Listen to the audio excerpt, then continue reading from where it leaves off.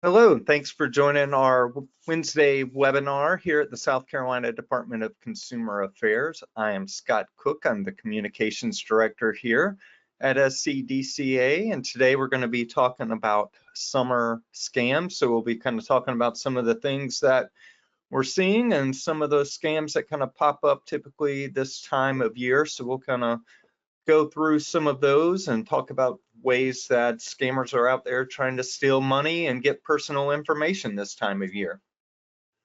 And as we get into that, I want to do just kind of a quick little introduction to identity theft and scams and just kind of remind you that scams are out there.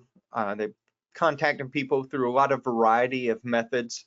So any kind of way that you communicate, scammers are also kind of using those same things. So that could be phone, mail, text messages, especially social media. Fake websites we'll probably talk a good bit about today. And, again, sometimes it can be in person, but, these fake websites, text messages, social media, really the types of things we'll be getting into today. And you really want to kind of protect the types of information you give out to people. And we say that because, your personal information can be used in a variety of ways. They can be used to apply for credit cards, open up debit cards, get loans in your name, even open phone accounts, tax refunds, things like that. So basically, scammers can use your information pretty much any way that you can use it. So you really want to think about the information that you're, putting into a website or you're giving to somebody over the phone, and really think about what that information is and how it may be used. And again, kind of how does identity theft happen? A lot of times it's us. We kind of involuntarily give that information away to people. Again, that may be, replying to a text message, filling something out on a website, or we may, accidentally start telling somebody on the phone a lot of information as they start kind of going through their scam spill. So really just kind of think about the information that you're giving over, to somebody. And of course, security breaches do happen. If a company has been breached and it impacts 1,000 or more South Carolina residents, they do have to report that to the South Carolina Department of Consumer Affairs, and we put those breach notices on our website, so you can kind of take a look at any of those information that you're getting in the mail, or you might be getting an email, and verify it with what's on our website, make sure all that information matches up. We also tell people, protect your wallets, don't carry them around, information that you don't need on that particular day. So things like your social security card, some of your medical information, perhaps. Just really kind of think about what's in your wallet and when you're carrying that information around, because it always seems to be, that one time that you have that social security card in your wallet, that's the time that you lose it, or somebody has unfortunately stolen it from you, or whatever the case may be. So really kind of look at what information you're carrying around and why you may need it. Theft by family and friends does happen, unfortunately. Dumpster diving is one way. Your identity may be getting some information out there, depending on what kind of those pre-approval offers that are coming in the mail, things like that. So really just kind of take a look at that and just kind of consider the ways that, our information is at risk from time to time, and look at things you can do to better protect that information. So now I kind of want to get into some of the things that we're seeing this summer. And, one of the big things that we always see are just phishing attempts. We all get, especially emails and text messages that are coming in with these fake offers or fake things that are coming in. One of the big ones that's kind of going on right now is this fake toll charge. Scammers are really kind of diving in on the kind of the summer travel season, and they're using text messages pretending to be tolling agencies, and they may claim that there's some kind of overdue toll charge or something that you need to do to avoid some kind of late fee. In this case, they're just saying, hey, you have $11.69 remaining on your record, you need to pay it or have a late fee of $50. So just kind of quick things to look at when you get text messages like this. The big thing that sticks out to me is the "we've noticed," kind of that improper language that might be on there. You'll also see, prevent a late fee, but it doesn't tell you when the due date is. So they're keeping it kind of vague so they can reuse these messages, and depending on when you open it or when you see it or when you receive it, you automatically think, oh, I've got to act quickly, I've got to do this now, or something bad's going to happen, this $50 fee that I don't want. So really kind of take a look at those things as they come in, and think about what it is that they're asking you for, and what the consequence of clicking that link may be. And of course, our advice in a situation like this is to not call, text, or reply to any of these messages that you get that you're not expecting. You especially don't want to click any of the links that may be provided in those text messages, and you don't want to enter in any kind of login or account information if you've accidentally clicked that link, or you click it and you realize then it's something wrong. So again, just avoid clicking on them, but if you do, you definitely don't want to provide any kind of login or account information or credit card, debit card numbers, anything like that. And if you do get one of these messages and you're worried about, was that me? Do I have some kind of possible charge? You'll want to look up that website or the phone number yourself.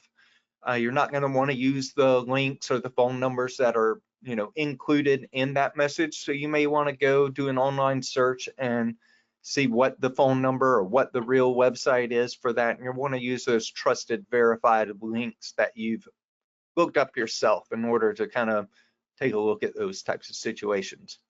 And depending on what the message is, you may even want to use an app. If you've got an official app that involves that type of an account, you may want to go into that app and look to see if those charges are on there yourself.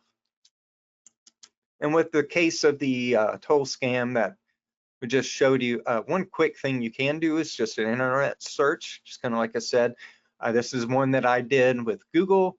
I put in, New York SunPass text, and then as I started seeing things, I just clicked news just to see what would come up. In this case, it's just page after page of news stories involving the scam warning involving this text message.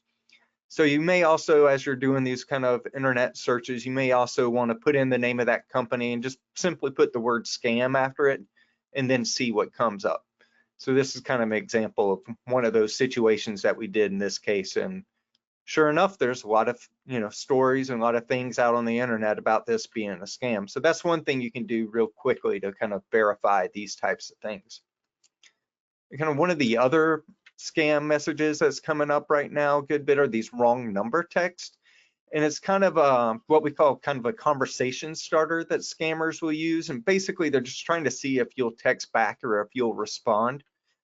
So even if you just click, hey, I don't know who you are, when you text back, they know that that number that you have is now a real live number and it's somebody who might engage with them. So they're more likely to kind of repeat scam attempts, or they'll pass your number, your information along. So just even replying wrong number or something like that to these people may result in more calls, more text messages, things like that from scammers. So again, the best kind of defense against these types of things, just simply don't reply to the text messages, especially if they're from unknown numbers. And you could always delete and click the report junk feature that you probably have on your phone. I know iPhones have the little button there, you just hit that and it will automatically report it as scam or junk to your provider, and let them know that these numbers coming from that person are possibly scams and that they need to take a look at it and they can possibly take action to get that person from sending as many messages. And again, always best thing to do, don't click any of the links in any messages that you're not expecting. Another type of scam that we see very frequently during the summer are travel scams, and they may be kind of free vacation offers, robocalls, vacation deals, fake vacation rental listings. It can kind of go on and on, but basically scammers know this time of the year we're all out there trying to look for some place to go. Maybe you're trying to go to the beach or someplace cooler, something to do. So they know we're all out there kind of looking for inexpensive ways to take a trip, and they're really kind of taking advantage of that, demand for cheap travel, if it's airfare, places to stay, whatever. One of the things that they use are free vacations. So you've probably seen some kind of ad, probably on social media or something, promoting a free vacation. It may be email, text message, but they'll, start getting these things coming out, and then they'll say, oh, you've won a vacation. And the big kind of warning sign is you've never entered a contest, right? So you've won something that you didn't even enter to have a chance to win. So just kind of watch out for those types of things. And if you respond, a lot of times you'll end up getting a message from them saying you've got to pay some kind of fees or some kind of taxes in order to redeem this free vacation. So once that happens, you realize it's not actually a free vacation. Just kind of know that legitimate companies aren't really going to ask you to do that. They're not going to make you pay for something that's supposed to be free. Hijacked and fake rental listings are also a thing that scammers will do. And it simply means they're just copying listings of vacation properties and then they're posting them on other websites. So they'll take something that's real, they'll make a bunch of copies of it, and then they'll post it with their contact information on other websites or apps, wherever rental listings may be available to people. And sometimes they'll even list properties that aren't actually available, maybe somebody's home or somebody's apartment or something that's not actually for rent, and they'll post those properties on websites as well. So the big thing to do is just kind of read reviews. You also maybe want to search the internet for duplicate listings. So if you're seeing the same property listed or the exact same descriptions of things listed, but maybe they do have different pictures, maybe they're in a different city and you're seeing those same descriptions over and over and over, that might be kind of that warning sign to look out for, that this is a fake or hijacked listing. And again, just kind of watch how you pay as well. Cryptocurrency, wire transfers, gift cards, scammers really like those types of payments, and they like them because they're hard to track, they're hard to get back sometimes. You may not be able to, go through the methods to be able to get that cryptocurrency or those gift card numbers kind of back to your account. So anytime you give those types of things over, they're as good as gone the minute that you hand them over. So kind of watch the way that scammers are asking you to pay. Robocalls about vacation deals, you might be getting them just saying, there's a great deal, super discounted price, you're going to save a lot of money. One good thing to keep in mind is that robocalls trying to sell you something are illegal unless they've gotten written permission directly from you to call you that way. So you've done some kind of business with them in the past, or you've had some kind of interaction with this company and you've given them that permission to contact you. If you haven't done that, that robocall is illegal. And if somebody's already breaking the law by sending you a robocall with a sales pitch about some kind of deal without your permission, that's a good sign that you don't want to do business with them. They either scam potential there, or they're just a bad company in general. So if you're getting those types of robocalls and you haven't given permission, just kind of know there's a good chance that it's a scam. And I have some tips here to help you from getting burned this summer with vacation scams. So again, never pay for a free vacation. Again, legitimate companies aren't going to ask you to pay for a prize. You kind of know the terms of a deal before you sign anything or before you pay. You'll want to get a copy of any kind of cancellation or refund policies that they have. And if they're not going to provide that information to you before you pay, you probably don't want to go through with that offer. So really just kind of look at all the terms, know what you're signing up for before you give your money away. And don't pay with wire transfers, gift cards, or cryptocurrency. Credit cards are going to offer you the most protections. They're required by federal law to give you certain protections on your purchases. So that's kind of why we recommend using credit cards when available for those types of things. And you may even want to consider using credit cards for your travel spending as you go out of town. And again, that's just kind of in case those numbers get compromised in some way or another, there are going to be additional protections for your credit card. So they'll offer you a little bit more protection against scams than using alternative payments, like especially your debit card or cash, or again, wire transfers, things like that. Concert and event scams are something that happened during the summer.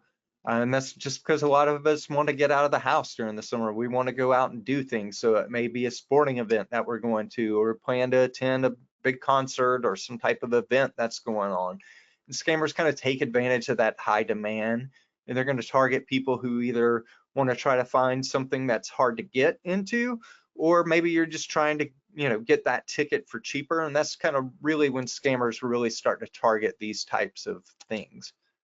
So again, they're going to use social media posts, possibly fake website, phishing emails, and they'll send that out if they have some kind of inkling that you're, interested in those types of topics, or if it's, again, big summer event, those are the types of things that they're going to start posting on social media and fake websites for.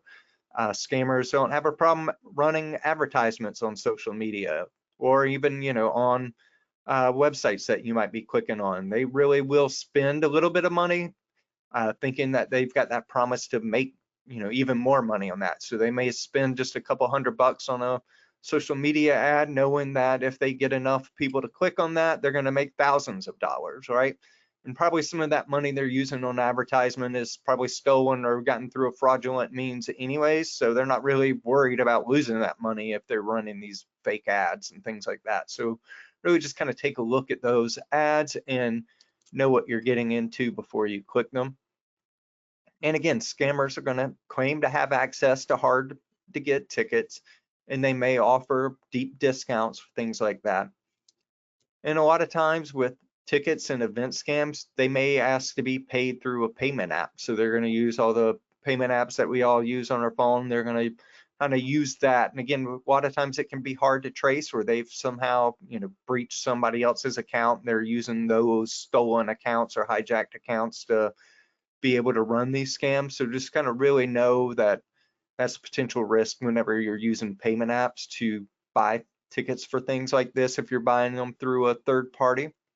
So kind of our best advice is to buy from those authorized sellers. So if you're buying tickets for a certain event, you might want to go through those places that operate tickets for that. So if it's something like Colonial Life Arena, you'll want to go to their actual authorized website and follow the links on that real legitimate website before you start looking at tickets for things like that.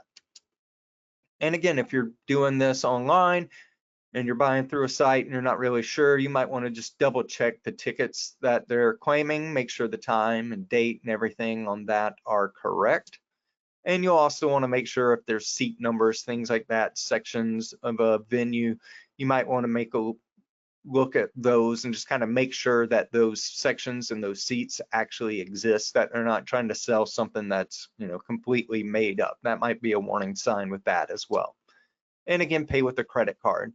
That's going to offer you a little bit more protection. And a lot of times, sometimes credit cards too, they'll offer you different protections in case events get canceled, or you have different things that come up and you can't make it. So just kind of think about those types of things and look at what your card's policies are and kind of look at that. And again, we always recommend don't use your debit card for these types of purchases, because they are kind of that direct link into your bank account and will be directly taken out of your funds. So just kind of think about that as you're starting to look at these concert and event tickets throughout the summer. Job scams are one thing that we're kind of warning folks about this time of year. Maybe seasonal work that scammers target folks with, or sometimes it's work from home. Really just kind of take a look at any kind of offers that are coming in to you. And I wanted to show this warning that the FBI put out. This one came out on June 4th, but they were kind of really warning folks about particular work from home scam that was being reported. This one involved some cases raiding restaurants, and federal trade commissions also put out some similar warnings. So that's kind of one of those things that we wanted to get ahead of for this time of year, is just kind of really take a look at any of these job offers that are coming to you, especially if they're unsolicited and they're coming to you from a phone call or text message or social media message. That's a good kind of warning sign. Again, with job scams, scammers kind of create these fake work opportunities. And sometimes it may even be, they're pretending to be a staffing or a recruiting agency or somebody like that. They're going to kind of contact you out of the blue. So it's an unsolicited job offer. A lot of times social media messages, phone calls, text messages. And with these, a lot of cases, it's kind of a simple task. Like that example was a restaurant review. So that might be something that you just think, oh, I can make easy money doing something that's pretty simple. I go to restaurants all the time. So that might be something. They may also kind of have confusing compensation structures, and they may be saying you need to pay us. Some of these cases it's cryptocurrency, but they're saying you need to pay us to unlock additional work opportunities. Or in order to earn more money, you'll need to pay us a small fee to be able to, unlock this opportunity for yourself. So just kind of know that anytime somebody's telling you to pay money in order to make money, it's likely a scam. So kind of the best advice with this is be cautious anytime you're getting, again, unsolicited offers, especially job offers that aren't going to require any type of reference. Be highly skeptical of. I know every company that I've applied to be a part of has required, a certain amount of references that they want to be able to double check. So if a company's contacting you out of the blue and they're not kind of asking for those references, that's one good warning sign that it's possibly a scam. And again, never send money, or especially cryptocurrency, to somebody that's claiming they're going to hire you. So, don't spend money, or send money rather, in order to get a job. You want to be making the money. You don't want to be giving your money to these people, right? And then again, take your time. Scammers always try to pressure you to act quickly. This case, they say you might have to do something right now in order to get in on this opportunity, or you're going to miss out. Just kind of know scammers want you to act quickly, and they do that because they don't want you to change your mind. They want to get you while they've got you on the hook, so they want to get that money or that information right then and there, and they don't want you to have time to think about it, because they know if you're acting in a pressure situation where you think you have to act fast, you're kind of making bad decisions. You're probably not thinking things out.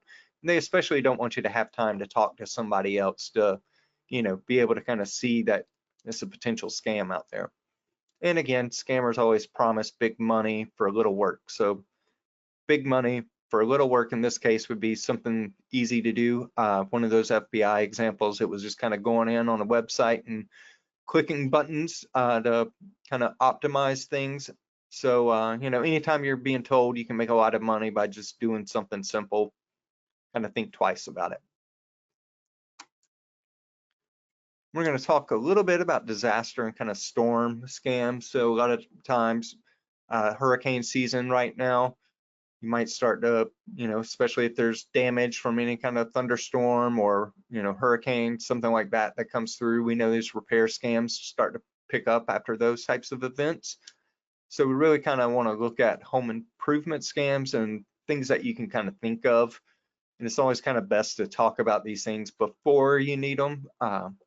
So a lot of cases with these repair and disaster scams, scammers may act like government agencies or repair people, but they're going to say that they can help you with something involving these repairs that you need. And again, they're going to try to pressure you to act quickly. You have to do this now while I'm in town, while I'm here on your street. I'm, around the corner doing some work already. If you don't act now, I'm not going to be able to help you repair your home. So those are types of situations that they might throw out there. And they'll probably say you've got to pay cash and you got to pay it all right now, or I'm not going to be able to do these repairs. So before you start doing any kind of repair work like that, just kind of check with people you trust, see if other people have maybe used that company or that person. Probably want to get 3 different estimates before you have any work done on your house. So you'll want to run it by 3 other companies and see what, they would do the work for, what their costs are going to be to you. And you can always ask them for references. Proof of a license is one thing. Some towns require, especially like home repair and contractors, things like that. Some towns and counties will require those people to be licensed, have a specific license from that county or town. So you'll want to check to see if they have that. Different types of contractors have to be licensed with the state, so they would go through labor licensing and regulation for those. So you want to kind of see what types of licenses may be needed for that work and if these people have those types of licenses. And you can always ask them too for their insurance. Depending on what type of job they're doing, they probably need a certain type of insurance to cover that type of work and make sure, if something happens, goes wrong on your property, that everything's covered. And again, you want to get everything in writing and make sure you read it and understand it, and you want to do that before you sign anything. So just don't take that contractor's word for it. And if there's something in there that you have questions about or you don't understand, ask them, and they'll give you that copy of that contract. You may also want to show it to somebody else to have them read over it. Make sure you understand all that before you sign anything or agree to any kind of work being done on your home. And again, don't start this work until you've had that signed contract. And that's just going to kind of protect you, and it also protects the business. Just kind of make sure that things aren't just one person's word against the other. And it's going to give you those protections that could help you out if something goes wrong. Whenever there is disaster or bad storm, we know sometimes FEMA imposters, government imposters will come out. Big thing to keep in mind with these types of things is just kind of know that FEMA and federal government agencies like that don't charge application fee to do these repairs and things at your home, help you out and get through the disaster. And they're not ever going to ask you for your social security number, especially on the phone. A lot of times they'll, the scammers will call and say, we've got to get all this information from you before we send somebody. So just kind of know, don't give that type of information over the phone. And if somebody is asking you for money to help you qualify for FEMA, that's a scam. They're not going to ask you for money. And kind of one important thing before I kind of get into our red flags is kind of know we've done a couple different scam webinars on home repairs, disaster scams. So those are available on our YouTube page as well if you want to go through and watch those. I know those get pretty complicated. We have an entire webinar dedicated just to those scams on YouTube. All right, so now we want to kind of get into the red flags. And again, we kind of know scams kind of change. Once we kind of realize one thing's going on, they'll change their tactics a little bit and kind of adjust their scams. But we know the red flags of these are all generally the same. So we like to go over those, just try to help people from being, falling victim to things. So again, scammers pretend to be somebody or recognize, maybe FEMA, maybe a toll agency, things like that. So they know that these names are out there, and we generally trust those names. So they're going to try to be those names that you trust, and that you recognize that are out there. And then they'll say there's some type of problem. Again, like it was that toll example. You've got to overcharge. That might happen if you don't pay soon. Your $11 that you owe is going to have another $50 added on there. So that's kind of the problem in this example, or the prize. They may say, you've qualified for this free vacation. So they want to get you excited. They want you to either think something bad's going to happen or something really good is going to happen to you. So they kind of get your emotions going, so you're maybe not thinking quite the way that you normally would. And then they're going to try to tell you you've got to act immediately or you're going to miss out. So again, they want to do that so you don't have time to really think about things clearly or think things over for a minute.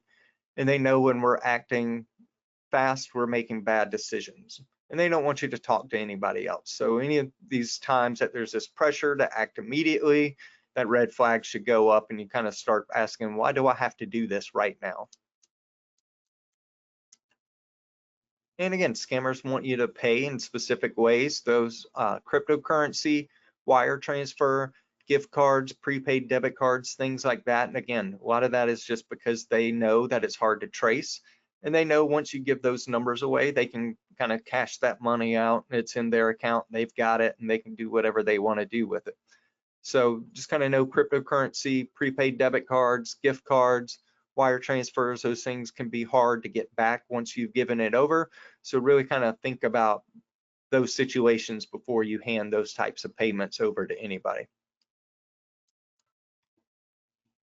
And of course, we like free ways that we can protect ourselves and our information. And the first thing I kind of wanted to start with is just our little vacation checklist. So if you are about to go out of town or go somewhere here over the summer, just some quick things you can do, or things you can kind of think about, is just limit what you share on social media. It may be somebody looking to break into homes or something like that, worst case scenario, but you may also be sharing information on social media that gives a little bit more details about you that might be something that a scammer can use to target you later. So just kind of really think about the information you're sharing on social media, and you may even want to set all those accounts to private in order to kind of minimize who can see it and what can happen with that information once you've posted it on social media. We tell people to protect your devices with a password. So, when it locks, you have to enter in a code in order to get in, or maybe it's your face scan or whatever, but you want to set those up so nobody else can get into them if they're lost or stolen. And that's just simply because we keep a lot of information in our phones. I know my phone's got all kinds of accounts, it's got links to my credit cards, links to my insurance, things like that. So, you want to do as much as you can to kind of protect those devices in case they're lost or stolen. And that might also be setting up the Find My Phone feature. That might show you where your phone is, but a lot of times those features will also help you, delete any information that's on your phone in case it is stolen or something like that. And you'll want to be cautious of public Wi-Fi. We know that public Wi-Fi isn't always secure. So, things that you're doing on your device might be viewable to other people. People who know a good bit about computers might be able to go in, kind of see what sites you're doing, what you're doing on it. So one of the good things that you could do is kind of avoid logging into accounts like your email, financial services, things like that. That might kind of put you at risk if somebody else knows where you're going, things that you're doing on those sites. And you might want to consider using a VPN, virtual private network. I know a lot of phones will have a personal or mobile hotspot on them too. So if I need to get onto my laptop to do something for work, I can pull out my phone, open up the hotspot, and then log into my computer that way. So those may be things that you want to consider if you're out traveling and need to use the internet while you're in an airport or something like that. And of course, set up strong, unique, and complex passwords. Pretty much the longer the password, the stronger it will be. And you'll want to use upper, lowercase letters, add in some symbols. 12 characters is kind of what we tell people they should use, but again, longer is stronger when it comes to this. And you may want to consider a password manager if you're frustrated about how many different accounts that you're setting up now and how many passwords you now have to remember. Password managers may be a good option for you. This is a good link to stay safe online. They have a lot of information about password managers and things you can look at when you're considering one. And if you've downloaded this PDF, these links will work. You can click on that and go straight to that article that they have on password managers. We encourage everybody to set up multi-factor authentication. Set it up on every account that you can. Whenever it's available, use it, especially on financial accounts, social media, email, things like that. You can use something that you have. So we say, that's passcode, something like an authentication app, maybe a security key that you plug into your computer. You can use those things to get those codes. A lot of times they'll just send you that little 4-digit or 6-digit code to your text messages, or maybe a push alert on your phone, something like that. Face scans, fingerprints, things like that are also an option depending on your device and which accounts you're using. So just as long as you're finding something that you're comfortable with, something that works for you, you just want to add those in, and that's just going to make it twice as hard for somebody else to get into your account. So if they have your password, they still have to go through that second thing to be able to get into your accounts. And of course, always monitor your financial accounts.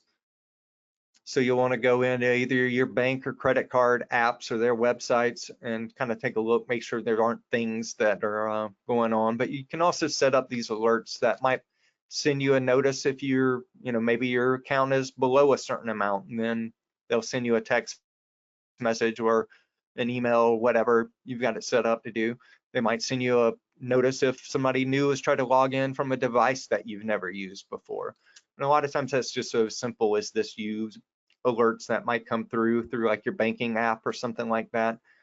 Credit cards can send you notices if your credit report changes. So if there's new accounts being opened or things are going on with that, they might send you different types of alerts. So really kind of look at what your financial accounts offer. A lot of times it's just in the settings in those websites or those apps. and then you can see which type of alerts you like and which ones work for you. I know I have some set up where if there's online purchases, I get notifications right away. If there's, spending over a certain dollar amount, I'll get those. So really just kind of take a look at what they offer and what works for you. And annualcreditreport.com is a great website. Go to that. You can look at your free credit report. They're offering those every week. Used to be once a year, but now you can go in once a week or as often as you want. But once a week, you'll be able to get those for free. It's not going to have your credit score on that site, but you can go in. You'll want to carefully review it, make sure all the information in it belongs to you, that it's accurate, and that there's no errors. So check all those addresses, phone numbers, everything listed with those accounts. Make sure those dollar amounts, if there's any loans or credit card, values or anything in there listed, you'll want to make sure all of that actually belongs to you, and those are accounts that you've opened. And if you find things that don't belong to you, you can challenge those on your credit report and kind of start that process. You can also let us know, and we can kind of help walk you through that process as well with our identity theft unit. A fraud alert is something you might want to consider if you're finding potential scams or identity theft on your credit report. That fraud alert will last a year. You can extend it after that, but the initial fraud alert lasts a year. You contact one of the 3 credit reporting agencies, and they'll kind of set that up with all the others. Basically, it's going to alert businesses that there's something going on with your account and they need to take extra security steps to verify your identity. And again, all of that's free. The credit freeze is also free to place or lift, and it's going to stop people from accessing your credit report, so they're not able to create new lines of credit in your name, so they're not going to be opening up new credit reports or credit card offers, things like that in your name, or maybe even get a loan or set up a phone account or anything like that in your name. Once you've placed that there, again, they're not going to be able to access that information. Any companies looking to extend credit to you. So if you need to open up a new credit card or get a car loan or something like that, you'll need to thaw it while you're doing that. But in order to freeze it or thaw it, you'll just contact each of the 3 credit reporting agencies and put that in place. Again, it's free, and it's a great tool to be able to kind of stop other people from accessing your credit. And again, I know my situation, I had a freeze placed on my credit. I needed to get a car loan. I just went into those websites, let them know. And then by the time I arrived at the dealership, that thaw was in place and they were able to run my credit, get all that approved. And once that situation was done, you just put that freeze back in place, and then it prevents other people from accessing that information. So it's really a great tool to put in place. And again, you can just kind of lift it or thaw it whenever you need to use your credit. Thank you for joining us today, and we hope we'll see you again next Wednesday.